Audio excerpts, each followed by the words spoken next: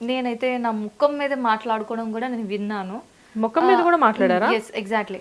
నువ్వు కమిట్మెంట్ ఇవ్వకుండా ఇంత ఎత్తేదిగుంటావా ముఖం మీద. అవునవును దా వచ్చి పడుకో నా పక్కలో అని అనేదాన్ని.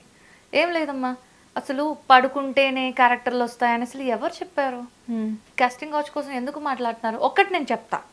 ఇప్పుడు ఒక పర్సన్కి, ఒక అమ్మాయికి, ఒక అబ్బాయికి ఇన్సైడ్ నీకు రియల్గా టచ్ అవుదాం, కమిట్ అవుదాం అని ఫీల్ ఉంది అంటే, నీకు ఆల్రెడీ ఒక అబ్బాయికి ఒక ఫ్యామిలీ ఉంది, ఒక అమ్మాయికి మరో ఫ్యామిలీ ఉన్నా కూడా మీరు ఆల్రెడీ కనెక్ట్ అయ్యాయి. మీ సోల్స్ రెండు కనెక్ట్ అయ్యాయి.